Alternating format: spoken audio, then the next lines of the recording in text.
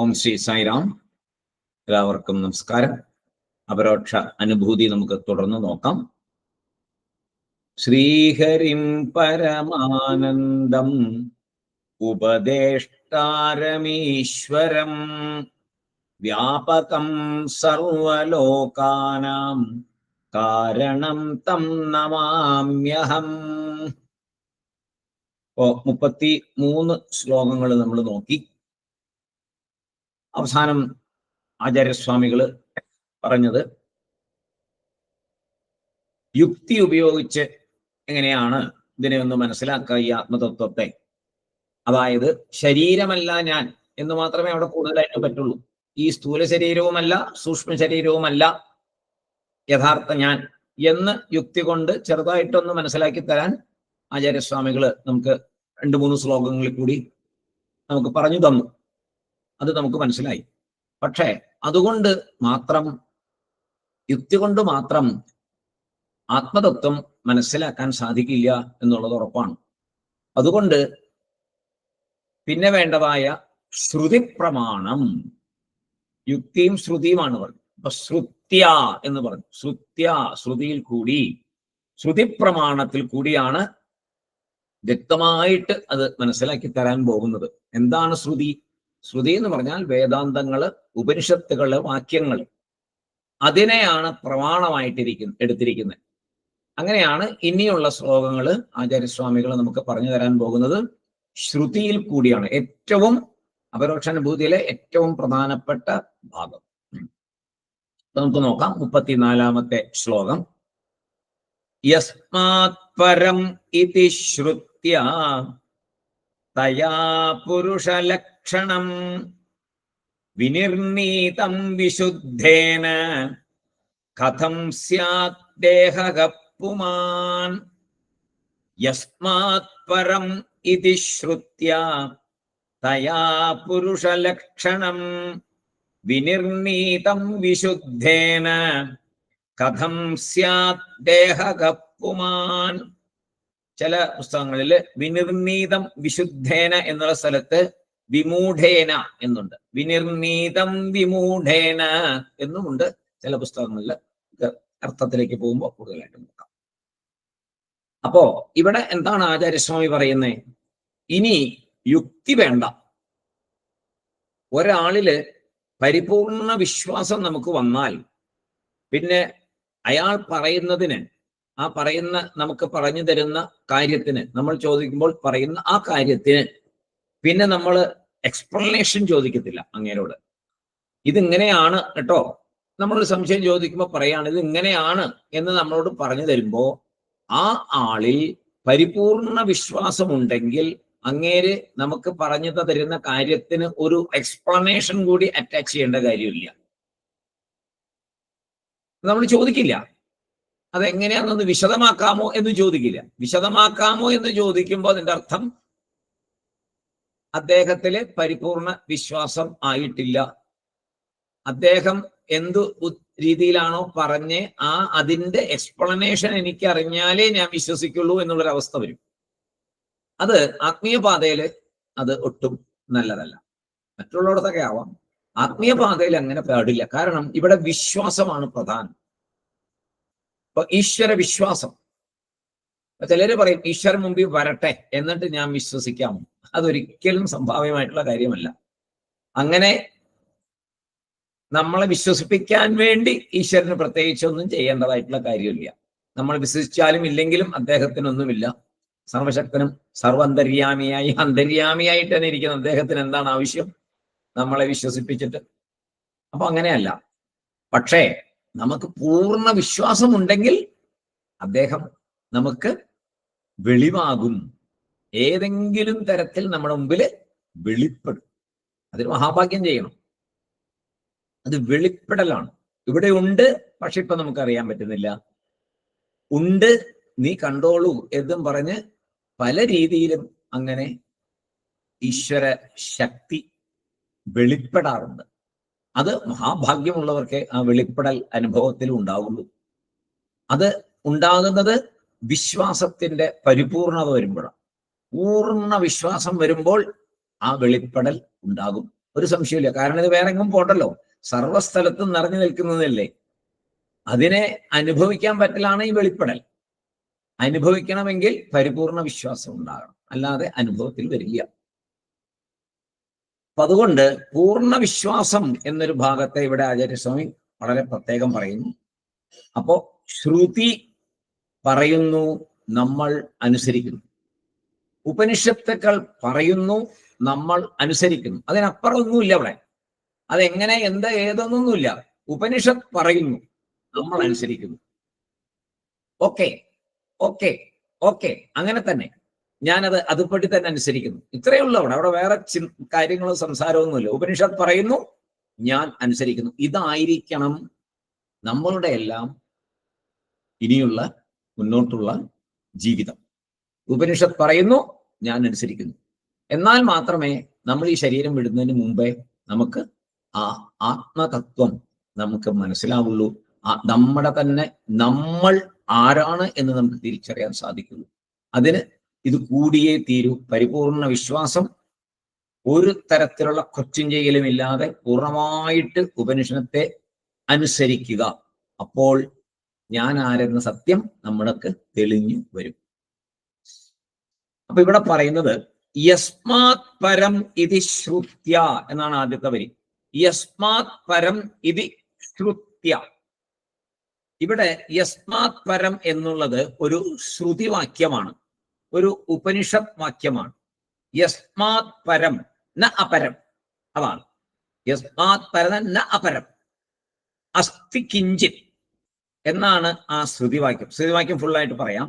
എന്നാണ് ആ ശ്രുതിവാക്യം ആരംഭിക്കുന്നത്. യസ്മാത് പരം അസ്തി കിഞ്ചിത് എന്നാണ് ആ ശ്രുതിവാക്യം തുടങ്ങുന്നത്. അത് നമുക്ക് വിശദമായിട്ട് ശ്രുതിവാക്യം ഞാൻ പറയാം. യസ്മാത് പരം എന്ന് പറഞ്ഞാൽ ഏതൊരു കാരണത്തിനാലാണോ ഇത് ഏറ്റവും ഉയർന്നതായിരിക്കുന്നത്, ഈ ബ്രഹ്മം ഏറ്റവും ഉയർന്നതായിരിക്കുന്നത് ഏതൊരു കാരണത്തിലാണോ അതിൽ പരം വേറെയൊന്നും ഇല്ല. അതിൽ പരം, അതിനെക്കാട്ടിലും മുകളിൽ വേറെ ഒന്നുമില്ല. ഏതു കാരണത്താൽ ഇത് ഉയർന്നതായിരിക്കുന്നുവോ അതിൽ കൂടുതലായിട്ട് വേറെ ഒന്നും ഇല്ല. ഈ വാക്യത്തില് ഒരു 4 വരിയുള്ള വാക്യമാണ്. അതിന്റെ അവസാനത്തില് ഏകഹ എന്നാണ്, ഏകമായ ഒരു തത്വം എന്ന് അവസാനിക്കും. തേന ഇതം പൂർണ്ണം എന്നവിടെ വരും. തേന ഇതം പൂർണ്ണം എന്ന് പറയുമ്പോൾ തേന പുരുഷേണ, ആ പുരുഷനാൽ ഇത് പൂർണ്ണമായിരിക്കുന്നു. എന്ത്? ഇതം സർവം, ഇതെല്ലാം, ഇതം പൂർണ്ണം സർവം, ഇവയെല്ലാം പൂർണ്ണമായിരിക്കുന്നു. ഇത് ശ്വേതാശ്വേതാര ഉപനിഷത്തില് ഉള്ളതാണ്. ശ്വേതാശ്വേതരോപനിഷത്ത് എന്ന് പറയും. നമ്മൾ ആ ഉപനിഷത്ത് നോക്കിയിട്ടില്ല. ആ ഉപനിഷത്തിലെ വാക്യമാണ് ഇവിടെ ആധാരമായിട്ട് യസ്മാത് പരം എന്നൊരു വാക്കുകൊണ്ട് എടുത്തിരിക്കുന്നത്. അതെന്താണ്? ശ്വേതാശ്വേതാരോപനിഷത്തിലെ അധ്യായം 3 9ാമത്തെ ശ്ലോകമായിട്ടാണ് ഈ യസ്മാത് പരം എന്നത് വരുന്നത്. ഇനിയിപ്പോ അങ്ങനെ വരും. എന്താണെന്ന് വെച്ച് കഴിഞ്ഞാൽ യുക്തിയെ വിട്ടു, ഇനി ശ്രുതി പ്രമാണത്തെ എടുത്തിട്ടാണ് നമ്മളെ ബോധിപ്പിക്കുന്നത്. അപ്പൊ ഞാൻ ഉപനിഷത്ത് വായിച്ചാൽ പോരെ എന്ന് ചോദിച്ചാൽ ഉപനിഷത്ത് വായിച്ചാൽ മതി. പക്ഷെ അതിനുള്ള പ്രാപ്തി ആകുന്നതിന് ആ വഴികളിൽ കൂടെ എങ്ങനെ പോകണമെന്ന് പറഞ്ഞു തന്നാലേ നമ്മൾ ആ വഴിക്ക് പോയിട്ട് കാര്യമുള്ളൂ. അല്ലാതെ ആ വഴിക്ക് പോയാൽ ചുമ്മാ കാഴ്ചകൾ കണ്ട് തിരിച്ചങ്ങ് പോരും, അത്രേ ഉള്ളൂ. അത് പോരല്ലോ. അപ്പൊ അതിന് ആണ് ആ ശ്രുതിവാക്യം ഇവിടെ എടുത്തിരിക്കുന്നത്. ആ ശ്രുതിവാക്യം എന്താണെന്ന് വെച്ച് കഴിഞ്ഞാൽ വേണമെങ്കിൽ എഴുതിയെടുക്കണവർ എഴുതിയെടുത്തോളൂ. യസ്മാത് പരം, യസ്മാത് പരം നാ പരമസ്തി കിഞ്ചിത്, നാ പരമസ്തി കിഞ്ചിത്, യസ്മാത് പരം നാ പരമസ്തി കിഞ്ചിത്,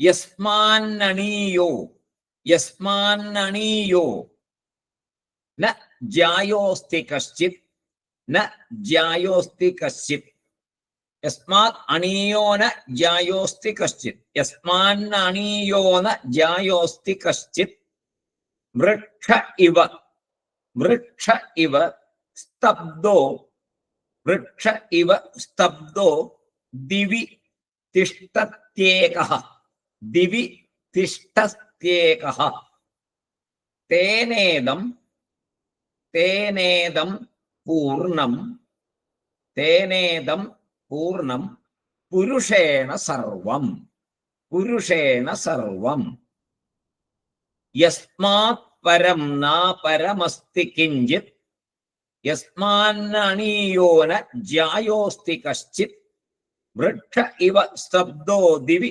തിഷ്ഠത്യേകഃ തേനേദം പൂർണ്ണം പുരുഷേണ സർവം. അതിന്റെ അർത്ഥം യസ്മാത് യാതൊന്നിൽ നിന്ന് പരം ഉത്കൃഷ്ടമായിട്ട് അപരം അന്യമായിട്ട് കിഞ്ചിത് ഒന്നും തന്നെ ന അസ്തി ഇല്ല. യാതൊന്നിൽ നിന്ന് ഉത്കൃഷ്ടമായിട്ടോ അന്യമായിട്ടോ ഒന്നും തന്നെ ഇല്ല.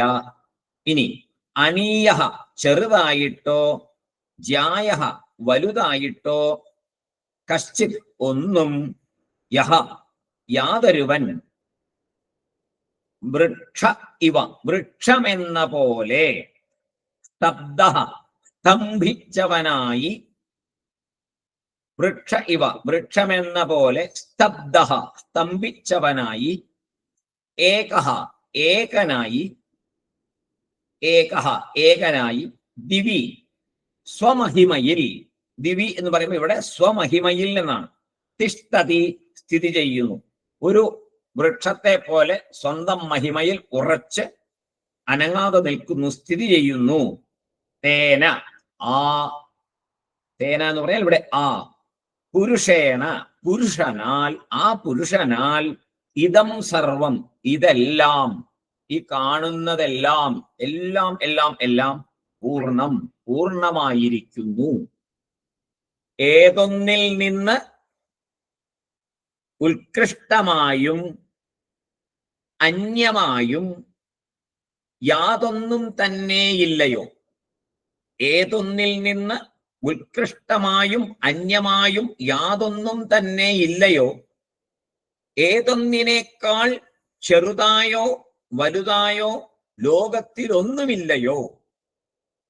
ഏതൊന്നിനേക്കാൾ ചെറുതായോ വലുതായോ ലോകത്തിലൊന്നുമില്ലയോ. ഏതൊന്ന് വൃക്ഷത്തെ പോലെ അചലമായി സ്വപ്രകാശത്തിൽ അചലമായി, അതാണ് പ്രത്യേകം. ഏതൊന്ന് വൃക്ഷത്തെ പോലെ അചലമായി സ്വപ്രകാശത്തിൽ സ്ഥിതി ചെയ്യുന്നുവോ, സ്വപ്രകാശത്തിൽ സ്ഥിതി ചെയ്യുന്നുവോ ആ പരബ്രഹ്മത്താൽ പൂർണ്ണമാണ് ഈ ജഗത്തെല്ലാം. ആ പരബ്രഹ്മത്താൽ പൂർണ്ണമാണ് ഈ ജഗത്ത് എല്ലാം. ഇതാണ് ആ ശ്രുതിവാക്യം. ഈ ശ്രുതിവാക്യത്തെയാണ് അപരോക്ഷ അനുഭൂതിയിൽ ആചാര്യസ്വാമി എടുത്തിരിക്കുന്നത്. എന്തിന്? ശ്രുതി പ്രമാണത്തിൽ കൂടി നമുക്ക് പറഞ്ഞു തരാനായിട്ട്. അപ്പോ യസ്മാത് പരം എന്ന് തുടങ്ങിയ ഇതം സർവം പൂർണ്ണം പുരുഷേണ, ഇവയെല്ലാം തന്നെ ഈ പുരുഷനാൽ വ്യാപിക്കപ്പെട്ടിരിക്കുന്നു. അങ്ങനെയുള്ള പുരുഷനാണ് ആത്മാ. അവിടെയാണ് കൊണ്ടെത്തിക്കുന്നത്. ഈ പുരുഷനാൽ സർവവും വ്യാപിക്കപ്പെട്ട് പൂർണ്ണമായിട്ടിരിക്കുന്നു. ആ പുരുഷനാണ് ഈ ആത്മാ. അതാണ് നമ്മൾ, അതാണ് ഞാൻ, ഈ ശരീരമല്ല. ആ ആത്മാവിന് അന്യമായി വേറെ ഒന്നുമില്ല. ഈ പ്രപഞ്ചം നിറഞ്ഞു നിൽക്കുന്ന ആ ശക്തിക്ക് അന്യമായി വേറെ ഒന്നുമേ ഇല്ല. ആ അന്യമായി വേറെ ഒന്നുമേ ഇല്ലാത്ത ശക്തി തന്നെയാണ് ഞാൻ. അപ്പോൾ ഞാൻ പൂർണ്ണനാണോ അല്ലയോ? അപ്പോൾ ഞാൻ പൂർണ്ണനാണ്. അത് മനസ്സിലാക്കാനാണ് ഇത് പറയുന്നത്. ഞാൻ പൂർണ്ണനാണ് എന്ന് തിരിച്ചറിയണം. ഞാൻ ഈ ശരീരമാണെങ്കിൽ പൂർണ്ണമാവോ? ഇല്ല. കാരണം ശരീരം വികാരത്തിന് അടിമപ്പെട്ടതാണ്, വളരുന്നു, നശിക്കുന്നു, സ്ഥിരമല്ല. അപ്പോ ഇവിടെ പൂർണ്ണതയുണ്ട്, സ്ഥിരമാണ്, എന്നുമുള്ളതാണ്, പ്രപഞ്ചം മുഴുവൻ നിറഞ്ഞു നിൽക്കുന്നതാണ്. അതിനെ ആർക്കും ഒന്നും ചെയ്യാൻ പറ്റില്ല. അത് തന്നെയാണ് ഞാൻ. ഇവിടെ എന്തെങ്കിലും ചെയ്യുകയാണെങ്കിൽ ഈ ശരീരത്തിനെയാ ചെയ്യുന്നത്. അപ്പൊ എന്നെ ഒരാൾ അടിക്കുന്നുണ്ടല്ലോ, എന്നെ ഒരാൾ വേദനിപ്പിക്കുന്നുണ്ടല്ലോ, എന്നെ ഒരാൾ അങ്ങനെ ചെയ്യുന്നല്ലോ, ഇങ്ങനെ ചെയ്യല്ലോ എന്ന് പറഞ്ഞാൽ അയാൾ ചെയ്യുന്നത് ഈ ശരീരത്തിനെയാണ്. അതന്നെ ഭഗവാൻ ഭഗവത്ഗീത അർജുനോട് പറഞ്ഞ, ഒന്നും ആലോചിക്കണ്ട, കൊന്നോളൂ. ഞാൻ അവരെ ഓൾറെഡി കൊന്നു കഴിഞ്ഞു, ഇനി നിങ്ങൾ കൊന്നോളൂ. അവിടെ അവരുടെ ശരീരമേ പോകുന്നുള്ളൂ, ആത്മാവിനൊന്നും സംഭവിക്കുന്നില്ല എന്ന് വളരെ ക്ലിയർ ആയിട്ട് ഗീതയെ പറഞ്ഞു. പക്ഷെ നമുക്കത് മനസ്സിലാവില്ല. മനസ്സിലാകാതിരിക്കാൻ കാരണം പ്രകരണ ഗ്രന്ഥങ്ങളൊക്കെ വായിച്ചിട്ട് വേണം ഗീത വായിക്കാൻ, എന്നാലേ ഗീത മനസ്സിലാവുള്ളൂ. ഇപ്പൊ ആദ്യമേ ഗീത പഠിക്കും, എല്ലാവരും ഭഗവത്ഗീത എടുത്ത് പഠിക്കുക. ഭഗവത്ഗീത ഉപനിഷത്ത് സാരമാണ്. അപ്പൊ എന്തുമാത്രം കട്ടിയുള്ളതാണ് ഭഗവത്ഗീത. ചുമ്മാ ശ്ലോകം വായിക്കാൻ നല്ലത് തന്നെ, തെറ്റൊന്നുമില്ല. ധാരാളം ശ്ലോകങ്ങൾ വായിച്ച് ആ ഗ്രന്ഥവുമായിട്ട് ഒരു പരിചയം വന്ന് ആ ഗ്രന്ഥത്തിന്റെ അനുഗ്രഹം കിട്ടാൻ നല്ലത് തന്നെ. പക്ഷെ യഥാർത്ഥമായിട്ടത് വായിച്ച് മുന്നോട്ട് പോകണമെങ്കിൽ അതിനു മുമ്പ് ഉപനിഷത്തുക്കളൊക്കെ വായിച്ച് വേണം ഗീത വായിക്കാൻ. അതുകൊണ്ട് ഗീത വായിച്ച ശേഷമല്ല ഉപനിഷത്ത് വായിക്കുക. പ്രകരണ ഗ്രന്ഥങ്ങൾ വായിച്ച് മെല്ലെ മെല്ലെ ഉപനിഷത്ത് ഓരോന്നായിട്ട് പതുക്കെ പതുക്കെ പഠിച്ച് പിന്നെ ഗീത വായിച്ചാൽ അപ്പോഴാണ് ഗീതയുടെ മഹത്വം മനസ്സിലാവുക, അല്ലാതെ മനസ്സിലാവത്തില്ല. അപ്പോ ഇപ്പം ഭഗവത്ഗീത MBA-കാർക്ക് പഠിക്കാനുള്ളതാണ്, ബിസിനസ് മാനേജ്മെന്റ് ആണ്, അങ്ങനെ പല രീതിയിലാണ് പറയണത്. അതൊന്നുമല്ല. ഭഗവത്ഗീത ബിസിനസ് മാനേജ്മെന്റും അല്ല, ഒന്നുമല്ല. ഭഗവത്ഗീത ആത്മാവിനെ തിരിച്ചറിയാനുള്ള സംഭവമാണ്. ഞാൻ ആരെന്ന് തിരിച്ചറിയാനുള്ളതാ. അതിനെ വളച്ചൊടിച്ച് വേറെ പല രീതിയിലാക്കി. അതൊന്നുമല്ല. ഭഗവത്ഗീതയുടെ ലക്ഷ്യം ബിസിനസ് മാനേജ്മെന്റ് ആണോ, മാനേജ്മെന്റ് ആണോ പറഞ്ഞു കൊടുത്തത്? അവിടെ ഭഗവാൻ യുദ്ധകളത്തിൽ നിന്നുകൊണ്ട് ഞാൻ ഒന്നുമല്ലാതായി, ഞാൻ ആരെന്ന് പോലും തിരിച്ചറിയാത്തൊരവസ്ഥയില് നീ ആരെന്ന് പറഞ്ഞു കൊടുക്കുന്നതാണത്. നീ ആരാണ് എന്ന് മനസ്സിലാക്കി കൊടുക്കുന്നതാണ്. അതിന്റെ വഴികളാണ് യുദ്ധം ചെയ്യലും നിന്റെ കർമ്മം ചെയ്യുമെന്ന് പറയുന്നതും, ലാഭേച്ഛ ഇല്ലാതെ കർമ്മം ചെയ്യണമെന്നും, ഞാൻ കർത്താവാണെന്ന് വിചാരിക്കാതെ കർമ്മം ചെയ്യണമെന്നും എല്ലാം പറഞ്ഞു വിട്ടത് എന്തിനു വേണ്ടിയിട്ടാണ്? യഥാർത്ഥത്തിലുള്ള നീ ആരാണ് അർജുന എന്ന് നീ മനസ്സിലാക്കുക. അതാണ് നിന്റെ സത്വം. അതെപ്പോ പറ്റും? ഞാൻ ശിഷ്യനായിരിക്കും, അങ്ങയുടെ ശിഷ്യനാണ്, എനിക്കൊന്നും അറിയില്ല എന്ന് വന്നപ്പോഴാണെന്ന് പറഞ്ഞു കൊടുത്തത്. അപ്പൊ അത്രയും ഗഹനമാണ് ഭഗവത്ഗീത. അപ്പൊ ഇവിടെ ഈ ശ്രുതിവാക്യം വളരെ പ്രാധാന്യം അർഹിക്കുന്നു. അപ്പോ ആത്മാവിന്റെ ലക്ഷണമാണ് ഉപനിഷത്തില് ക്ലിയർ ആയിട്ട് ഇവിടെ പറഞ്ഞത്. യസ്മാത് പരം, ഇതിനപ്പുറം വേറൊന്നുമില്ല, ഇത് തന്നെയാണ് നീ എന്ന് പറഞ്ഞു. ഉപനിഷത്തില് ഇതിന്റെ സബ്ജക്ട് മാറ്റർ ആരാണ്? ഇവിടെ നമ്മൾ തന്നെയാണ് ഈ സബ്ജക്ട് മാറ്റർ. ആത്മാ ആത്മാ ആത്മാ എന്ന് സബ്ജക്ട് മാറ്റർ പറയുമ്പോൾ അത് ആരെയാണ് പറയുന്നത്? നമ്മളെ തന്നെയാണ് പറയുന്നത്. അത് മനസ്സിലാക്കണം. നമ്മൾ എപ്പോഴും നമ്മൾ ഈ ആത്മശബ്ദം ഉപയോഗിക്കുമ്പോൾ എപ്പോഴെങ്കിലും അവനവനാണെന്ന് വിചാരിക്കാറുണ്ടോ? ഇല്ല, നമ്മൾ വിചാരിക്കാറില്ല. ഇത് വേറെന്തോ എന്നാണ് വിചാരിക്കാറ്. നമ്മളെ ശരീരത്തെ കുറിച്ച് പറയുമ്പോൾ ഞാൻ എന്ന് വിചാരിക്കും. വളരെ സന്തോഷം, സാർ ഇപ്പൊ എവിടെ നിന്ന് വരുന്നു, എവിടെ പോകുന്നു, എവിടെ പഠിക്കുന്നു, എന്താ ഇപ്പൊ ചെയ്യുന്നത്, ആരുടെ മകനാണ്, ആരാണ് ഗുരു, ഇതൊക്കെ ചോദിച്ചു കഴിയുമ്പോഴേക്കും നമ്മൾ വളരെ സന്തോഷമായി. അപ്പൊ നമ്മൾ മുഴുവൻ ആരാണ്? പുറത്ത് സകലമായ മനുഷ്യരോട് സംസാരിക്കുമ്പോഴും കുട്ടികളോടും ഭാര്യയോടും ഭർത്താവിനോടും എല്ലാം അപ്പോഴൊക്കെ നമ്മൾ ആരാണ്? നമ്മൾ ഈ ശരീരമാണ്. അപ്പോഴൊന്നും നമ്മൾ വേറെ ഒന്നും ചിന്തിക്കാറില്ല, ശരീരം തന്നെ പൂർണ്ണമായിട്ടും. ഇനി ആത്മാ എന്ന് പറയുമ്പോഴും ചിന്തിക്കാറില്ല. അപ്പൊ എന്താ? എന്തോ വേറൊരു സംഭവമാണ് ആത്മാ, എനിക്ക് ഇതേവരെ അത് മനസ്സിലായിട്ടില്ല.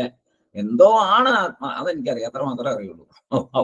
എന്തൊരു കഷ്ടമാണ് നമ്മുടെ സ്ഥിതി എന്ന് ആലോചിച്ച് നോക്കുക. ആരാണോ നമ്മൾ, അത് നമ്മൾ അറിയുന്നില്ല. ആരാണോ നമ്മളല്ലാത്തത്, അതിനെ നമ്മൾ നാമാണെന്ന് വിചാരിച്ചിരിക്കുന്നു. ഇതിൽ പരം എന്ത് ജ്ഞാനം വേണമെന്ന് നേരത്തെ ശ്ലോകങ്ങളിൽ പറഞ്ഞു. ഇതിൽ പരം എന്ത് ജ്ഞാനം? ഏറ്റവും വലിയ ജ്ഞാനമല്ലേ ഇത്, ഈ ശരീരത്തെ ഞാനെന്ന് വിചാരിക്കുന്നത് എന്ന് ശങ്കരാചാര്യ സ്വാമികൾ കളിയാക്കിക്കൊണ്ട് പറഞ്ഞു നമ്മളോട്. മൂഢാന്നൊക്കെ വിളിച്ചപ്പോ. അപ്പൊ അറിയേണ്ടത് എന്താണ്? ആത്മാ ആരാണെന്നറിയണം. എന്തെങ്ങനെ അറിയണം? ഞാനാണെന്നറിയണം. ആരാണെന്നറിയല്ല, ആത്മാ ആണ് ഞാൻ, ഞാൻ ആത്മാ എന്നറിയണം. സർവസ്ഥലത്ത് നിറഞ്ഞു നിൽക്കുന്ന ആ പരബ്രഹ്മം, ആ ഈശ്വരീയൻ, നമ്മൾ ഈശ്വരൻ എന്ന് വിളിക്കുന്ന ശക്തി, അത് ഞാൻ തന്നെ. അതാണ് ഭഗവാൻ എപ്പോഴും പറയുന്നത്, ഞാൻ ഈശ്വരനാണ് എന്ന് എനിക്കറിയാം, നിങ്ങൾ ഓരോരുത്തരും ഈശ്വരനാണെന്ന് നിങ്ങൾക്കറിയില്ല. അത് നിങ്ങളെ മനസ്സിലാക്കി തരുവാനാണ് എൻ്റെ ഈ അവതാരം. അതിന് ഞാൻ പറയുന്ന വഴിയിൽ കൂടി സഞ്ചരിക്കൂ. ഭഗവാന്റെ സന്ദേശം വളരെ ലളിതമാണ്. അതിന് ഞാൻ പറയുന്ന വഴിയിൽ കൂടെ സഞ്ചരിക്കൂ. എന്താണ്? സത്യം, ധർമ്മം, ശാന്തി, പ്രേമം, അഹിംസ.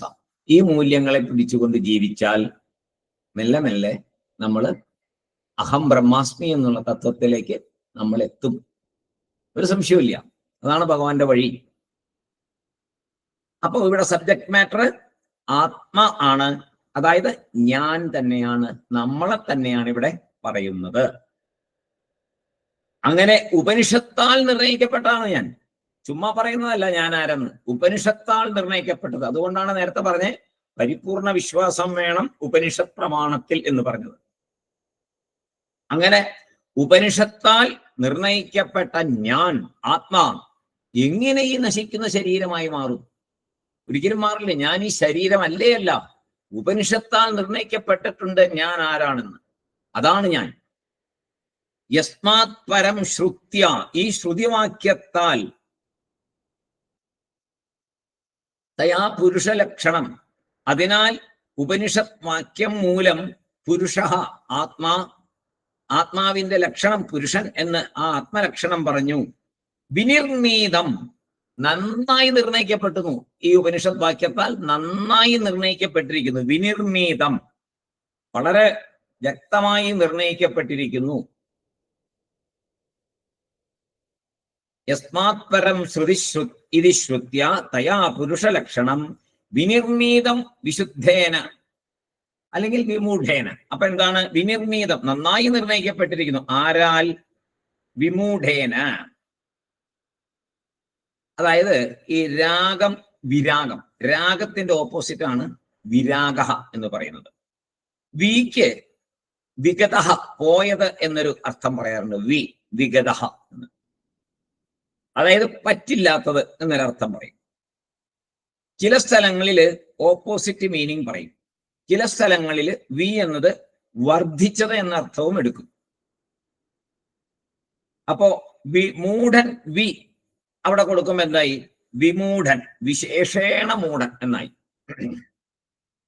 മൂഢന്മാരിൽ കേമൻ എന്നുള്ള ഒരു രീതിയിൽ പറഞ്ഞാലോ, ഏറ്റവും കൂടുതൽ മൂഢതയുള്ള ആള് എന്നർത്ഥം.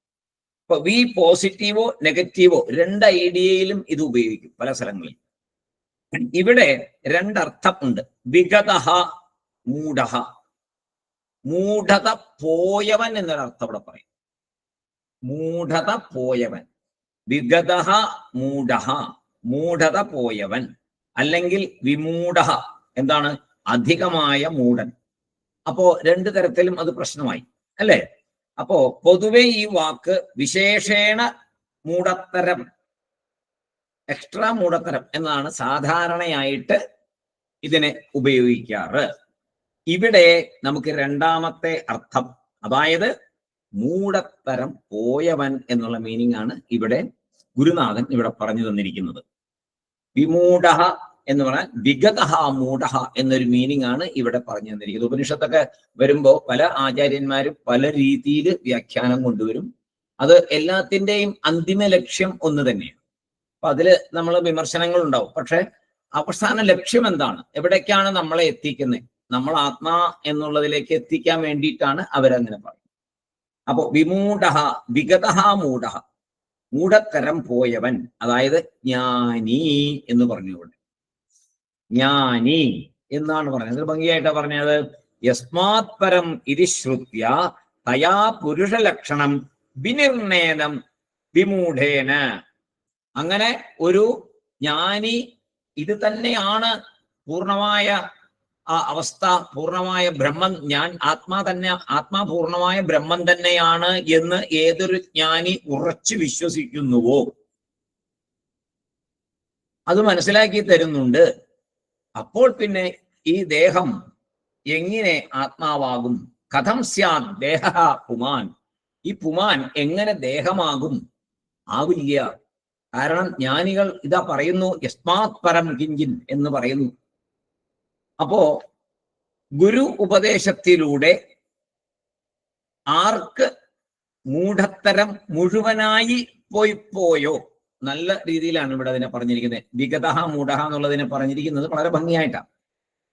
ചില പുസ്തകത്തില് വിശുദ്ധേന എന്ന് പറഞ്ഞിരിക്കുന്നുണ്ട്. അപ്പൊ ആ മീനിങ് വെച്ചാണ് ഇവിടെ വിമൂഢ എന്നുള്ളത് വിശുദ്ധേന എന്നുള്ളതിനും കൂടെ സമമായിട്ടാണ് ഉപയോഗിച്ചിരിക്കുന്നത്. അതായത് ഒരു ഗുരു നല്ല ഉപദേശങ്ങൾ കൊടുക്കുന്നു. ആ ഉപദേശങ്ങൾ കേട്ടിട്ട് ഒരാള് അയാളുടെ പൂർണ്ണമായ മൂഢത്തരം, അതായത് പൂർണ്ണമായ അറിവില്ലായ്മ മുഴുവൻ, ഒരാളുടെ സകല അറിവില്ലായ്മയും മാറി ഗുരുവിന്റെ ഉപദേശത്താൽ, ഗുരുവിന്റെ സാമീപ്യത്താൽ, ഗുരുവിന്റെ കടാക്ഷത്താൽ ഒരാൾക്ക് അയാളുടെ അജ്ഞാനം മുഴുവൻ മാറി പോയി അയാളാൽ ശ്രുതി നിർണയം ചെയ്യപ്പെട്ടിരിക്കുന്നു. അങ്ങനെ ഗുരു ഉപദേശം വന്ന് അയാൾ ശ്രുതിയെ പരിപൂർണമായിട്ട് വിശ്വസിച്ചിട്ട് ശ്രുതി പറയുന്നതിൽ അപ്പുറവും ഒന്നുമില്ല എന്ന് വിശ്വസിച്ച് ആ പൂർണ്ണതയിൽ എത്തിയ ഒരാള് അയാളാൽ ശ്രുതി നിർണയം ചെയ്യിക്കപ്പെട്ടിരിക്കുന്നു. അയാൾ പറയുന്നു ശ്രുതി തന്നെയാണ് ശരി. ഇവിടെ മാത്രമേ ഈ അർത്ഥം ഉപയോഗിക്കാൻ പറ്റുള്ളൂ. ജ്ഞാനിയാൽ ശരിയായി നിർണയിക്കപ്പെട്ടിരിക്കുന്നു. അതാണ് ഇവിടെ അതിന്റെ മെയിൻ ഭാഗം. അതാണ് ജ്ഞാനിയാൽ ശരിയായി നിർണയിക്കപ്പെട്ടിരിക്കുന്നു. എന്ത്? എല്ലാ സ്ഥലത്തും നിറഞ്ഞു നിൽക്കുന്ന യസ്മാത് പരം, ഇതിലപ്പുറം വേറൊന്നില്ലയോ, ആ ശക്തി തന്നെയാണ് ആത്മാ, അല്ലാതെ ഈ ദേഹമല്ല, നീ ആ ആത്മാവാണ്, ഈ ദേഹമല്ല എന്ന് വ്യക്തമായി നിർണയിക്കപ്പെട്ടിരിക്കുന്നു ജ്ഞാനിയാൽ. അപ്പൊ ഇവിടെ ലോജിക്കൊന്നുമില്ല. ഈ ശരീരം എങ്ങനെ ആത്മാവാകും? അതിന് ലോജിക്കൊന്നുമില്ല. അതിന് ഈ ശ്രുതിവാക്യം തന്നെയാണ് പ്രമാണം. വേറെ ലോജിക്കൊന്നും കൊണ്ടുവരാൻ പറ്റത്തില്ല. ഉപനിഷത്ത് പറയുന്നു അത് തന്നെ. ഒറ്റ മറുപടിയേ ഉള്ളൂ. നിങ്ങൾ എങ്ങനെയാ പറയണേ ഈ ശരീരം ആത്മാവല്ലെന്ന്? ഞാനല്ല പറയുന്നത്, ഉപനിഷത്താ പറയണേ. അതാണ് സത്യം. ബസ് അത്രേ ഉള്ളൂ. വേറെ ഒന്നും പറയേണ്ട കാര്യമില്ല. കൂടുതൽ ഒരു കാര്യങ്ങളും പറയണ്ട. അതെങ്ങനെയാ ഞാൻ ആത്മാ എന്ന് നിങ്ങൾ എങ്ങനെയാ പറയാൻ പറ്റുക? ഞാൻ ഈ ശരീരമല്ലേ? അല്ല. എന്താണ് കാരണം? ഉപനിഷത്ത് പറയുന്നു. ബസ്. പിന്നെ അയാൾക്ക് മനസ്സിലാവണമെങ്കിൽ അയാൾ ഉപനിഷത്ത് പഠിക്കട്ടെ. നമ്മൾ പറഞ്ഞു കൊടുക്കേണ്ട കാര്യം അത്രയേ ഉള്ളൂ. ഉപനിഷത്ത് അങ്ങനെയാണ് പറയുന്നത്. അപ്പൊ താല്പര്യമുണ്ടെങ്കിൽ അപ്പൊ പറയണം, ഉപനിഷത്ത് പൂർണ്ണമായിട്ട് വിശ്വാസം ഉണ്ടെങ്കിൽ അത് പഠിക്കും. അല്ലാതെ അത് പഠിച്ചിട്ടൊരു കാര്യമില്ല. അത് കാരണം ചിലര് ചോദിക്കും, ഇവിടെ ഇത് പറയാൻ കാരണമുണ്ട്. ചിലര് ചോദിക്കും, ഈ വേദത്തിൽ പറയുന്നുണ്ടോ ശരീരമല്ല ആത്മാ എന്ന്? നമ്മൾ ഞാൻ എന്ന് പറയുന്ന ശരീരത്തെ അല്ലേ? അതെ. അപ്പൊ ഈ ശരീരമല്ല ആത്മാ വേറെയാണെന്ന് വേദത്തിൽ പറയുന്നുണ്ടോ? ചിലർ ഒറ്റ ചോദ്യമാണ്. വേദത്തിൽ എവിടെയെങ്കിലും പറഞ്ഞിട്ടുണ്ടോ? അപ്പൊ നമ്മൾ പെട്ടെന്നൊന്ന് അന്താളിക്കും. ഏത് വാക്യോ പറയോ? വേദത്തിനെ കോട്ട് ചെയ്യണ്ടേ? അങ്ങനെ പരിഭ്രമിക്കരുത്. അപ്പൊ പറയണം. ഇങ്ങനെ ഇനി 2-3 കൂടെ വരും. അപ്പോൾ പറയണം, ശ്വേതാശ്വേതാരോപനിഷത്തില് യസ്മാത് പരമസ്തി കിഞ്ചിത് അസ്മാനീയോനജാതയോസ്തി കശ്ചിത് എന്നുള്ള ആ ശ്ലോകത്തെ കാണാപ്പാടം പഠിച്ചു വെച്ചേക്കണം. ഇത് പറയണത് ഇങ്ങനെ ഞങ്ങളുടെ വേദത്തിൽ പറയുന്നുണ്ട്. കറക്റ്റായിട്ട് അത് 100% ശരിയാണ്. അതിനപ്പുറം ഒരു വാക്യമില്ല എന്ന് സംശയാതീതമായിട്ട് പറയാനുള്ള ആ കഴിവ് നമുക്കുണ്ടായിരിക്കണം. അപ്പൊ നമുക്ക് തന്നെ സംശയം ഉണ്ടെങ്കിൽ പറയാൻ പറ്റുമോ? അതാണല്ലോ പ്രധാനം. നമ്മുടെ സംശയം മാറാതെ കൊണ്ട് പറയാൻ പറ്റില്ല. ഇവിടെ ആരാണ് പറഞ്ഞത് ഇതിനപ്പുറം വേറൊന്നുമില്ല എന്ന്? ആരാ പറഞ്ഞത്? വിനിർണീതം. ആരാണ് വിനിർണീതം ചെയ്തത്? ജ്ഞാനി. ആരാണ് ജ്ഞാനി? ഗുരുവിന്റെ ഉപദേശം കേട്ട് അതനുസരിച്ച് എല്ലാ സാധനങ്ങളൊക്കെ ചെയ്ത് നന്നായിട്ട് പഠിച്ച് ഗുരുവിന്റെ അടുത്ത് കുറെ കാലം പഠിച്ച് പൂർണ്ണ ബോധ്യം വന്നു ഉപനിഷത്ത് സത്യമാണ് എന്ന്. അങ്ങനെയുള്ള ഒരു ജ്ഞാനി പറഞ്ഞു ഉപനിഷത്ത് പറയുന്നതിൽ അപ്പുറം ഒന്നുമില്ല, അതാണ് സത്യം എന്ന് പറഞ്ഞു. കാരണം അയാൾ 100% ഉപനിഷത്തെ വിശ്വസിച്ചു. നമ്മളും അതുപോലെ 100% ഉപനിഷത്തെ വിശ്വസിക്കണം. ആരോട് പറയുകയാണെങ്കിലും ഇങ്ങനെ പറയാം. വേദത്തിൽ പറഞ്ഞിട്ടുണ്ടോ? ഉണ്ട് എന്ന് സംശയാതീതമായി പറയാൻ സാധിക്കണം. ഉപനിഷത്ത് എന്താണ്? വേദമാണോ? ആണ്. വേദാന്തം, വേദത്തിന്റെ അവസാന ഭാഗം. അപ്പൊ വേദം തന്നെ ആത്മസ്വരൂപത്തെ നിർണയിക്കുന്ന ശാസ്ത്രമാണ് എന്ന് പറഞ്ഞ് വേറൊരു സ്ഥലത്തുകൂടി ഇവിടെ ഉണ്ടത്. എവിടെയാണ്?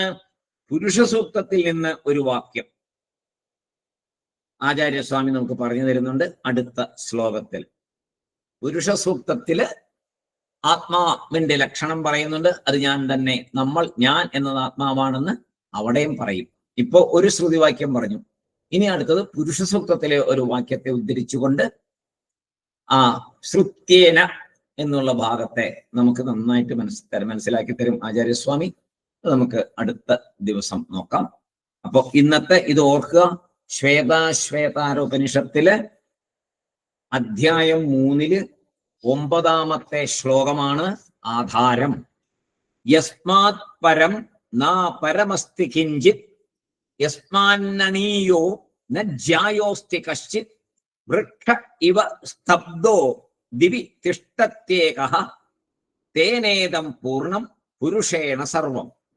ഏതൊന്നിൽ നിന്ന് ഉത്കൃഷ്ടമായും അന്യമായും യാതൊന്നും തന്നെയില്ലയോ, ഏതൊന്നിനേക്കാൾ ചെറുതായോ വലുതായോ ലോകത്തിൽ ഒന്നുമില്ലയോ, ഏതൊന്ന് വൃക്ഷത്തെ പോലെ അചലമായി സ്വപ്രകാശത്തിൽ സ്ഥിതി ചെയ്യുന്നുവോ, ആ പരബ്രഹ്മത്താൽ പൂർണ്ണമാണ് ഈ ജഗത്തെല്ലാം. അങ്ങനെ ഇരിക്കുമ്പോൾ ഈ ശരീരം എങ്ങനെ ഞാനാകും? ഈ ശരീരം എങ്ങനെ ആത്മാവാകും? അതാണ് നമ്മുടെ ചോദ്യം. അപ്പൊ ശരീരം ആത്മാ അല്ല.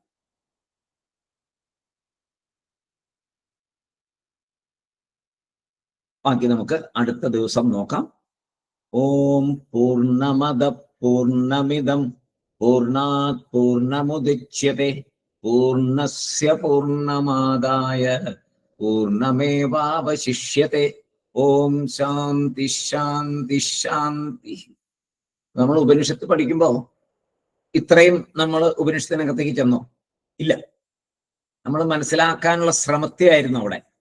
അപ്പോൾ അപരോക്ഷ അനുഭൂതിയിലേക്ക് വരുമ്പോഴാണ് പറഞ്ഞു തരുന്നത് ഉപനിഷത്തിനെ എങ്ങനെ കാണണം എന്നുള്ളത്. അത് തന്നെയാണ് അപരോക്ഷാനുഭൂതിയുടെ മഹത്വവും. കാരണം ഇവിടെ തടസ്സങ്ങളെ മാറ്റുകയാണല്ലോ അപരോക്ഷാനുഭൂതിയുടെ ലക്ഷ്യം. ഒന്നാമത്തെ തടസ്സം ഇതാണ്, പൂർണ്ണമായിട്ടുള്ള വിശ്വാസം നമുക്ക് ആയിട്ടില്ല ഉപനിഷത്തില്. നമ്മളിങ്ങനെ വാക്യങ്ങൾ കേൾക്കുന്നു അത്ര മാത്രമേ ഉള്ളൂ. അത് പോരാ. അതിനെ ഓക്കെ പൂർണ്ണമായിട്ടും വിശ്വസിച്ചിട്ട് ആ വാക്യങ്ങളിൽ കൂടി ആത്മാവിനെ തിരിച്ചറിയണം.